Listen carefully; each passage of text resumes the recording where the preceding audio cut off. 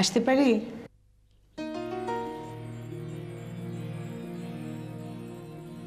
রঞ্জু, তুই? আমার তো বিশ্বাসই হচ্ছে না, তুই আমার চেম্বারে। কেমন আছিস? আমার ঠিকানা পেলি কোথা থেকে? ও বাবা, তুই এত নাম করা ব্যারিস্টার, তোর ঠিকানা পাওয়া ঢাকায় কোনো ব্যাপার? তুই তো বিয়ে করি একেবারে লাপাত্তা। তারপর তোর হাজবেন্ড খন্দকার আলী কাঞ্চনের খবর কি? কিরে, খুব বড় ব্যবসা করে তাই না? আমি অবশ্য মাঝে মাঝে তোর হাজবেন্ডের খবর পাই, কিন্তু তোর কোনো খবর পাই না। একেবারে 100% হাউস ওয়াইফ হয়ে গিয়েছিস তাই না? বরকত, বরকত, আমি তোর কাছে এসেছি একটা মামলার বিষয়ে কিছু ফর্মালিটিস জানার জন্য। তোকে একটু হেল্প করতে হবে। আরে ভদ্রলোকটা কি মামলা মকদ্দমা জড়ায় নাকি? কি খাবি বল? এক গ্লাস ঠান্ডা পানি। বললি হলো? হ্যাঁ, আর কি খাবি সেটা বল। আজ না আমার হাতে একদম টাইম নেই। এই মামলার ব্যাপারটা জরুরি না হলে আমি আজ আসতামই না। এত দিন পর দেখা। শোন, আজ আর আমার কোনো কাজই হবে না। চল দুপুরে একসাথে লাঞ্চ করি। আজ না বরকত, প্লিজ, আমার একটু এমার্জেন্সি একটা জায়গায় যেতে হবে। তুই আমাকে একটু এই মামলার ব্যাপারটা। কি মামলা মামলা করছিস? কিসের মামলা? ডিভোর্স। ডিভোর্স? কার? সেটা আমি তোকে পরে বলছি। আমি জাস্ট এখন মানে বেসিক ফর্মালিটিসগুলো জানতে চাচ্ছিলাম। রঞ্জনা, আমার ঘন্টাখানেকের মধ্যে কোর্টে যেতে হবে। তুই এক কাজ কর, তুই কাল সকালে আয়, যা যা ফর্মালিটিস আছে আমি তোকে সব বুঝিয়ে বলবো।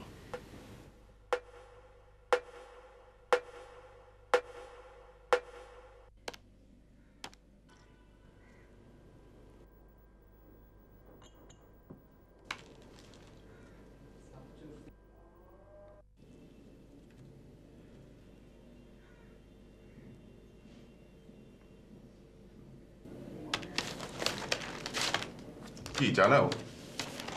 থ্যাঙ্কস, এখন না। যে পরিমাণ লাভের আশা করছিলাম তার 50% হইব না। খামাখা বড় বড় স্বপ্ন দেখছি। মাই গড, তাহলে এত কষ্ট করে, এত দৌড়ঝাঁপ, এত লম্পজম্প দিয়ে ব্যবসাটা ধরলাম। এসব লাভ ক্ষতির কথা আপনারা আমাকে শোনাচ্ছেন কেন? তোমারে শুনে দিছে কে বললো? 70 লাখ টাকার কাজে মিনিমাম 7 লাখ টাকা লাভ হওয়া উচিত, কিন্তু এখন ফাইনাল হিসাব করে দেখতেছে টাইন্না টুন্না প্রফিট হতে পারে 3 লাখ টাকার মতো। আমাকে বাচ্চা মেয়ে পেয়েছেন? দুধের শিশু আমি। কি কথার কি উত্তর দিলা? ওরে নাদিরা, মুখে মুখে লাভের অঙ্ক যা করা যায় বাস্তবে তা হয় না। এইটাই হলো আসল কথা, বোঝার চেষ্টা করো। আসল কথা নকল কথা আমি বুঝি না। আমি বুঝি 70 লাখ টাকার 50% হচ্ছে 25 লাখ টাকা, আর 35 লাখ টাকার 25% হচ্ছে 8,75,000 টাকা। এটাই হচ্ছে আমার কাছে জেনুইন অ্যান্ড পারফেক্ট হিসাব। শুনলি নাদিরার কথা? শুনলি? কি যে বলো নাদিরা, 70 লাখ টাকার জন্য বিনিয়োগ করতে হবে 30 লক্ষ টাকা, তারপর আসবে 50% পেমেন্ট। সেই 50% পেমেন্ট থেকে আবারও খরচ করতে হবে 30 লাখ টাকা, আর পুরো পেমেন্ট পেতে পেতে বছর কাবার। আমার এত কথা শোনার দরকার নেই। কথা ছিল কাজ পাওয়ার পর আমাকে লাভের 50% দিয়ে দেবেন। কাজ শেষ, এখন আমাকে আমার টাকাটা দিয়ে দিন। আপনাদের লাভ ক্ষতি আমাকে বোঝাচ্ছেন কেন? মানে তুমি আমাদের কাছের মানুষ, তাই মানে তুমি আমাদের সুবিধা অসুবিধা বুঝবো না। আচ্ছা রাখ সঞ্জিত। আচ্ছা নাদিরা, তুমি এখন 1 লাখ টাকা নিয়ে যাও।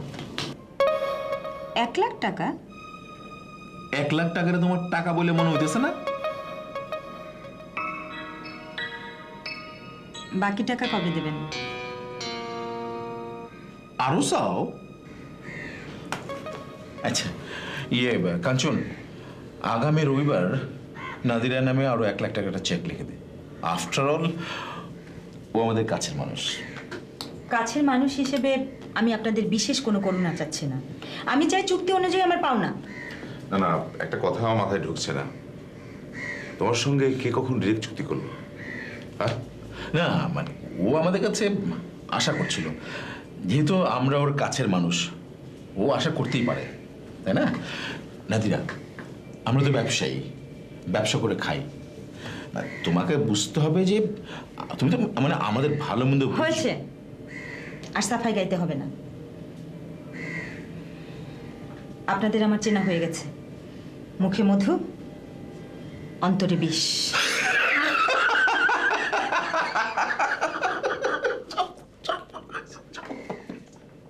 মুখে মধু অন্তর বিষ। আসলে নাদিরা, তুমি ব্যবসা বোঝো না। তুমি যদি আমাকে জায়গায় থাকতা তাহলে কিন্তু তুমি আমাকে 2 লাখ টাকাও দিতে চাইতে না। হ্যাঁ, ট্রু।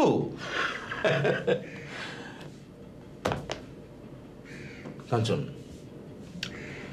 নাদিরার নামে মোট 2.5 লাখ টাকার একটা চেক লিখে দে।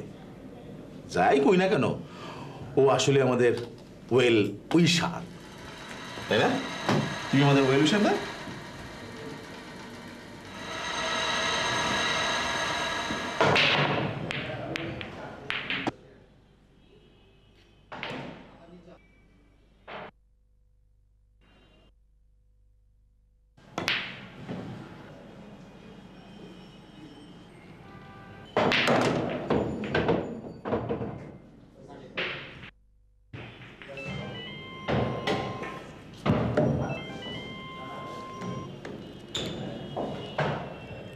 হ্যালো। খন্দকার আলী কাঞ্চন সাহেব বলছেন? হ্যাঁ, আপনার পরিচয়? জি, আমি ব্যারিস্টার বরকতুল্লাহ। আমি কি করতে পারি? হ্যাঁ, ওই ইউনিভার্সিটি লাইফে আপনার সাথে আমার মোটামুটি জানাশোনা ছিল। আমি লতে পড়তাম, আপনি পলিটিক্যাল সায়েন্সে ছিলেন। অবশ্য আপনি আমার 2 ব্যাচ সিনিয়র। কি এবার চিনতে পেরেছেন? বরকত। ও হ্যাঁ, বরকত। হ্যাঁ, কেমন আছো বরকত? আমি যে এখন একটু ব্যস্ত, তুমি একটু পরে ফোন করো। কাঞ্চন ভাই, আমি আসলে এই রঞ্জনার বিষয়ে আপনার সাথে একটু কথা বলতে চাচ্ছিলাম। রঞ্জনা?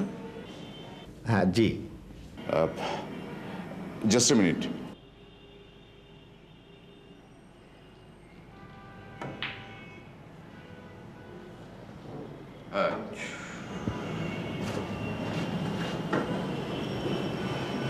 তুমি এখন কোথায়? আমি আমি আমার বাসায়, নাখালপাড়া আমার বাসা। বরকত, তুমি একটা কাজ করতে পারবে? তুমি আমার ক্লাবে চলে আসো, ঢাকা নর্থ ক্লাব। হ্যাঁ, রিসেপশনে এসেই আমার নাম বললেই চলবে। হ্যাঁ, তাহলে এক কাজ করি, তাহলে কাল সকালে কথা বলি। আপনি আমার চেম্বারে চলে আসেন, আমি চেম্বারের ঠিকানাটা দিচ্ছি। না না না, তোমার চেম্বারে না, চেম্বার বড় অফিসিয়ালি জায়গা। এর চেয়ে ভালো তুমি আমার ক্লাবে চলে আসো, অনেকদিন ধরে দেখা হয় না, কথা তো বলা যাবে। একটু আগে বলছিলেন আপনি খুব ব্যস্ত। আরে না না, তখন তোমাকে আমি চিনতে পারিনি। রঞ্জনের কথা বলার পর মনে পড়েছে, তুমি রঞ্জনা একসাথে পড়তে, খুব ভালো বন্ধু ছিলে। আচ্ছা ঠিক আছে, তাহলে এখন কথা না বলে চলে আসো তুমি, সামনাসামনি কথা বলা যাবে। ওকে ওকে, বাই।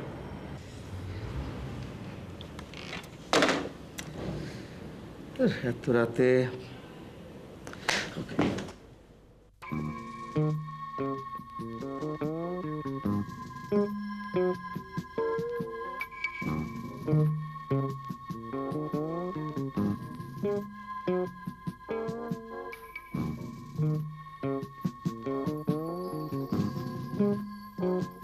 তাহলে তুমি বলতে চাচ্ছ যে রঞ্জনা তোমার সঙ্গে ডিভোর্সের ব্যাপারে আলাপ করতে গেছে?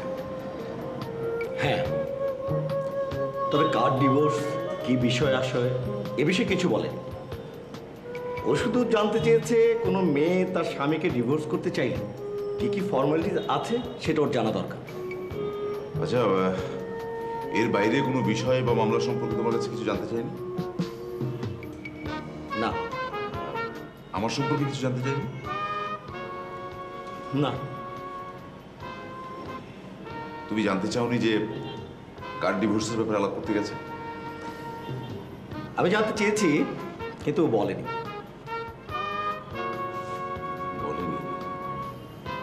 আচ্ছা, কেন ডিভোর্স করতে চায় এ ব্যাপারে কোনো কিছু, এ জাতীয় কিছু? না, তাও না। আমি ওকে আগামীকাল আমার চেম্বারে আসতে বলেছি বা আগামীকাল এলে যা যা ফর্মালিটিস আছে আমি ওকে সব কিছু বলবো। আচ্ছা কাঞ্চন ভাই, আপনি আমাকে একটা বিষয় একটু খোলাখুলি বলুন তো। রঞ্জনার সাথে কি আপনার সম্পর্ক এমন পর্যায়ে চলে গেছে যে রঞ্জন আপনাকে ডিভোর্স করতে পারে? না না, মানে বলছি যে যদি এমন পর্যায়ে চলেও যায় তাহলে আমি একটু আগে থেকে না হয় রঞ্জনার সাথে এই ব্যাপারে একটু আলাপ করি। না, আমি ঠিক বুঝতে পারছি না যে কেন ডিভোর্সের সিদ্ধান্তটা নিতে গেল। হুট করে সেদিন ডাক করে বাসা থেকে চলে গেল। তারপরে কোথায় আছে, কিভাবে আছে, আমি কিছুই জানি না। আচ্ছা, এই অবস্থায় আমি কি করতে পারি বরকত? তুমি বলো আমি কি করতে পারি। আচ্ছা ঠিক আছে, তুমি এক কাজ করো, রঞ্জনার ঠিকানাটা আমাকে দাও। কোথায় ও? ওর ঠিকানা তো আমার জানা নেই। রঞ্জনার ঠিকানা তোমার জানা নেই? না মানে আসলে আজকেও প্রথম আমার চেম্বারে এসেছিল, আর তাছাড়া ওর ঠিকানা জিজ্ঞেস করতে আমি ভুলে গেছি। রঞ্জনার ঠিকানা তোমার জানা নেই, এটা আমি বিশ্বাস করব? আপনি কি আমার কথা অবিশ্বাস করছেন? রঞ্জনার ঠিকানা তোমার জানা নেই, এটা আমি বিশ্বাস করব? স্ট্রেঞ্জ, আমি কেন মিথ্যে কথা বলতে যাব? বল, ঠিক আছে, তুমি এক কাজ করো, তুমি ওর ঠিকানা নাও, কাল আমরা দুজনে গিয়ে ওর সাথে কথা বলি। ঠিক আছে, তাহলে কাল আমি আপনাকে ফোন দিচ্ছি। কটায়? আশা করছি সকালেই। হ্যাঁ, সকালেই করো, কারণ তাহলে আমি অন্য কোনো কাজ রাখবো না। জি ঠিক আছে। মনে রেখো, আমি কিন্তু ওর ফোনের অপেক্ষায় থাকবো। ঠিক আছে।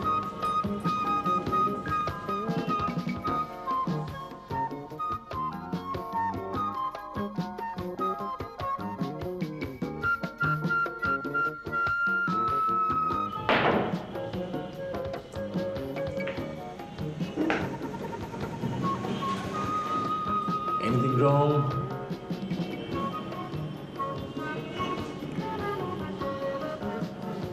রঞ্জনা মনে হয় ডিভোর্সের দিকে যাচ্ছে।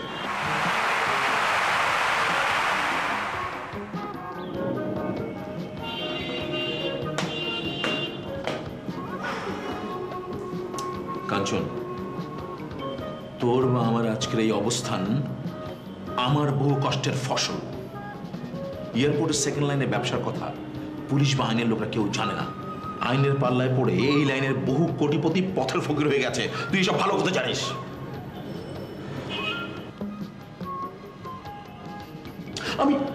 আমি বহু কৌশলে সবকিছু আড়াল করে কাজ করে যাচ্ছি। এখন যদি কোনো কারণে সিক্রেট আউট হয়ে যায় তাহলে সবকিছু ভন্ডুল হয়ে যাবে। অযথা বকবক করা তোর একটা বাজে স্বভাব। অযথা বকবক সাধে করতেছি না। আমার তিলে তিলে গড়া বিজনেসের যদি কোনো ক্ষতি হয় তার জন্য দায়ী থাকবে কে? সঞ্জিত, বেশি আমিত্ব করি ফেলাবি না। ব্যবসাটা তুই একাধার করাস নাই, আর আমি গাঙের দলে ভেসে এসে তোর ব্যবসায় ভাগ বসাইছি। আরে ভাই, আমি এটা মিন করে কই না, আমি এই, আমার মন মেজাজ বহুত খারাপ আছে, কথাবার্তা হিসাব করে কবি। কাঞ্চন, আমি বুঝলাম না কাঞ্চন না।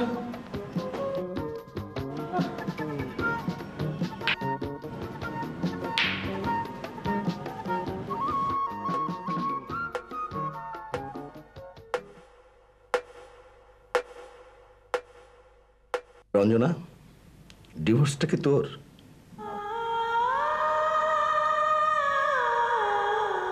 এত বড় একটা সিদ্ধান্ত এভাবে হুট করে রাগের মাথায় না কি ঠিক হচ্ছে? অনেক ভাবনা চিন্তা করে এই সিদ্ধান্তে পৌঁছেছি বরকত। আমার মনে হয় তোর আর একটু ভাবা উচিত। 5 বছর, 5টা বছর তো জীবন থেকে চলে গেল, আর কত? যতদূর মনে হয় তোর হাজবেন্ড সংসারটা টিকিয়ে রাখতে চায়। তাই মনে করে আমি চাই না। কেন?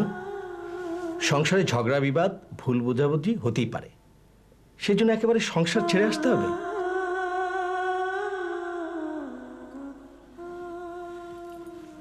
তোর কথা আমি ঠিক বুঝতে পারছি না বরকত।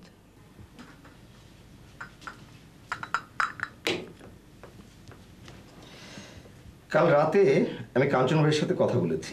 হোয়াট? আমি কিন্তু তোকে একজন বিশ্বস্ত আইনজীবী ভেবেছিলাম। অবশ্যই আমি বিশ্বস্ত, কিন্তু ভেবে দেখ রঞ্জন। শোন, তুই কাঞ্চনকে চিনিস না, his a criminal. Criminal? I don't want to go into that. এসব এসব কথা আমি বলতে চাচ্ছি না, কারণ আমি যদি এখন এগুলো বলি তাহলে যে কেউ ভাবতে পারে যে আমি যেহেতু ওর সাথে আর থাকবো না, সুতরাং সব কিছু সবাইকে জানিয়ে দিচ্ছি। আর সবচেয়ে বড় ব্যাপার হচ্ছে যে আমি যদি মুখ খুলি তাহলে হয় ওকে দেশ ছেড়ে চলে যেতে হবে, অথবা বাকিটা জীবন জেলে থাকতে হবে। আমি ঠিক বুঝলাম না।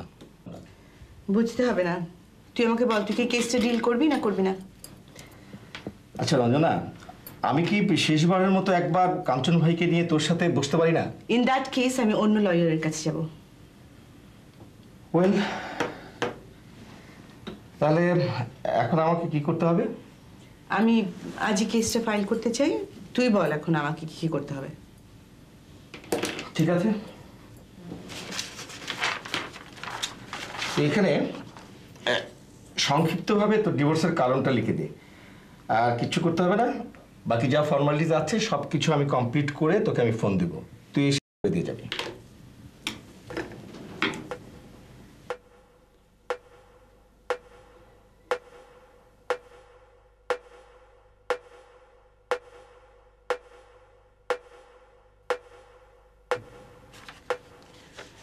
এ দেখ ঠিক আছে কিনা।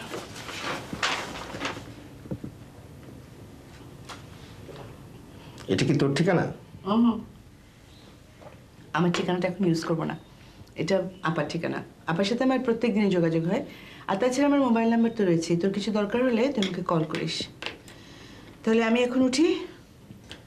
ঠিক আছে, শোন, আমি সব কিছু কমপ্লিট করে তোকে আমি ফোন দেবো। ওকে, থ্যাংক ইউ।